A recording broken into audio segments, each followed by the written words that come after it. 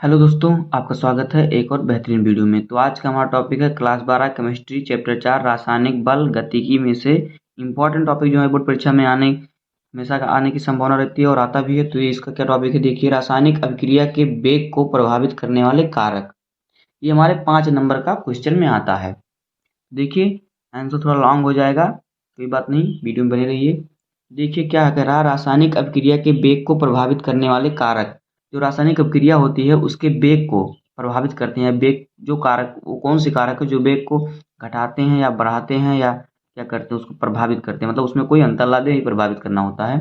तो देखिए कौन कौन से कारक हैं। पहला हमारा क्या है, सांद्रण। दूसरा ताप। तीसरा दाब। और चौथा अभिकारक के पृष्ठ क्षेत्रफल का प्रभाव। और पांचवा है उत्प्रेरक का प्रभाव। तो अभी हम एक एक करके हर एक टॉपिक को अच्छे से समझेंगे, तो वीडियो में बने रहिए। आइए वीडियो को स्टार्ट करते हैं। आपको बोर्ड परीक्षा में इसी तरह से लिखना है। पहले डालना है रासायनिक अभिक्रिया के वेग को प्रभावित करने वाले कारक। तो आपको पहले सभी हेडिंग को लिख लेना है, उसके बाद एक एक हेडिंग को लिख के उसका परिभाषा और उसके बारे में लिखना है, तभी आपको फुल मार्क्स मिलेंगे। तो आइए वीडियो को स्टार्ट करते हैं। देखिए पहला हमारा क्या, पहला हमारा है सांद्रण। पहले हम सांद्रण को देखेंगे कि सांद्रण क्या होता है और ये अभिक्रिया के रासायनिक अभिक्रिया के वेग को प्रभावित किस प्रकार से करता है। देखिए सांद्रण क्या है, गतिज आणविक सिद्धांत के अनुसार या गतिज आणविक सिद्धांत के अनुसार आणविक अभिक्रियाएं अणुओं के परस्पर टकराने से होती हैं। जो आणविक अभिक्रिया होती है, दो जब अणु अणु होते हैं तो अणु आपस में टकराते हैं, तो उन्हीं के कारण होती है क्या, आणविक अभिक्रियाएं।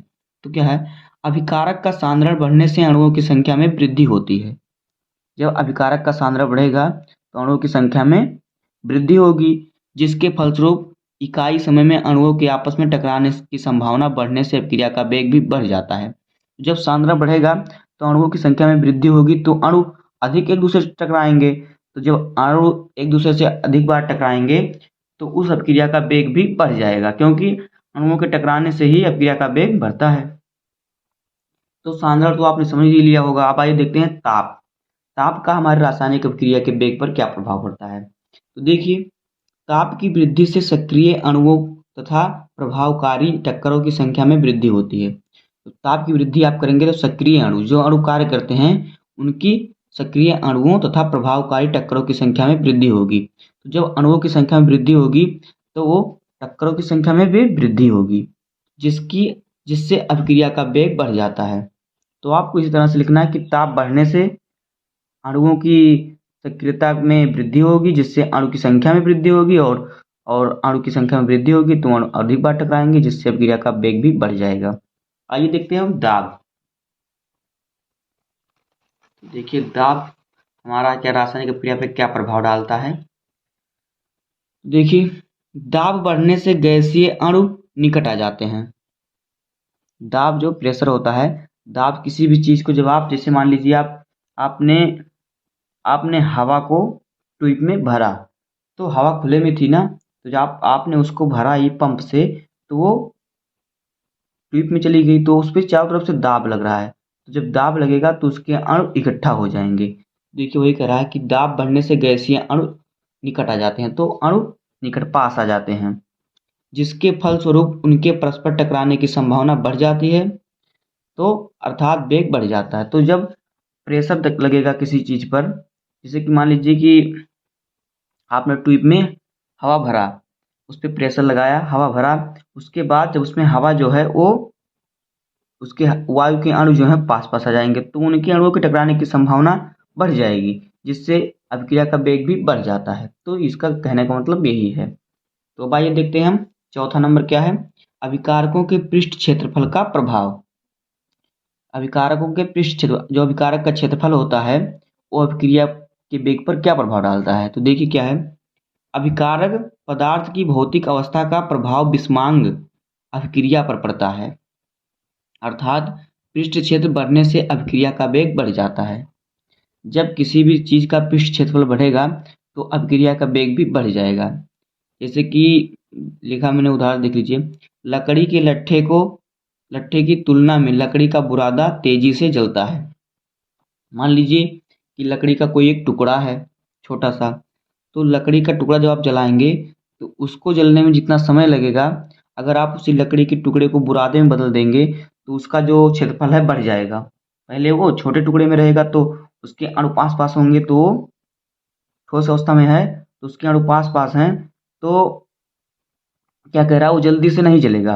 और जब उसको बुरादे में चेंज कर देंगे, आप बुरादा बना देंगे, तो उसका क्षेत्रफल फैल जाएगा और बड़ा में जगह में आएगा वो, और उसका बुरादा तेजी से जल जाएगा। तो यही कह रहा है कि अभिक्रिया को जो क्षेत्रफल बढ़ने से अभिक्रिया का वेग भी बढ़ जाता है। तो ये कहने का मतलब यही है, देखिए पृष्ठ क्षेत्रफल बढ़ने से अभिक्रिया का वेग बढ़ जाता है। अब आइए देखते हैं ऑप्शन नंबर 5। तो देखिए ऑप्शन नंबर 5 हमारा क्या है। देखिए उत्प्रेरक का प्रभाव, उत्प्रेरक का प्रभाव अभिक्रिया के वेग पर क्या प्रभाव डालता है। देखिए उत्प्रेरक वे पदार्थ होते हैं जो रासायनिक अभिक्रिया की गति को प्रभावित करते हैं। उत्प्रेरक वे पदार्थ होते हैं जो रासायनिक अभिक्रिया की गति को या वेग को प्रभावित करते हैं।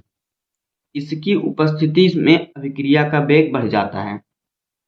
जिस अभिक्रिया में उत्प्रेरक होंगे, उत्प्रेरक पदार्थ होगा, उस अभिक्रिया का वेग बढ़ जाएगा और या फिर कम भी हो सकता है, या फिर कम हो जाएगा। जो उत्प्रेरक की प्रकृति पर निर्भर करता है कि उत्प्रेरक किस प्रकार का है, वेग बढ़ाने वाला उत्प्रेरक है या वेग को कम करने वाला उत्प्रेरक है। तो उत्प्रेरक अभिक्रिया पर यही प्रभाव डालता है, अभिक्रिया के वेग पर, उसे घटा देता है या फिर बढ़ा देता है। और ये किस प्रकार होता है, जो उत्प्रेरक की प्रकृति पर निर्भर करता है। अगर प्रेरक सक्रिय रहेगा, अधिक प्रबल रहेगा, तो क्या कहेगा, वेग को बढ़ा देगा। और अगर उत्प्रेरक निर्बल रहेगा अभिक्रिया के अणुओं से, तो वह वेग को कम कर देगा। तो यही होगा हमारा उत्प्रेरक का प्रभाव। दोस्तों उम्मीद है कि आपको ये पूरा टॉपिक अच्छे से समझ में आ गया होगा। अगर वीडियो पसंद आया हो तो वीडियो को लाइक कर दीजिएगा, और चैनल पे नए हैं तो सब्सक्राइब कर लीजिए और दोस्तों के पास शेयर कीजिएगा और एक प्यारा सा कमेंट कीजिएगा। मिलते हैं किसी नेक्स्ट वीडियो में, तब तक के लिए धन्यवाद। जय हिंद।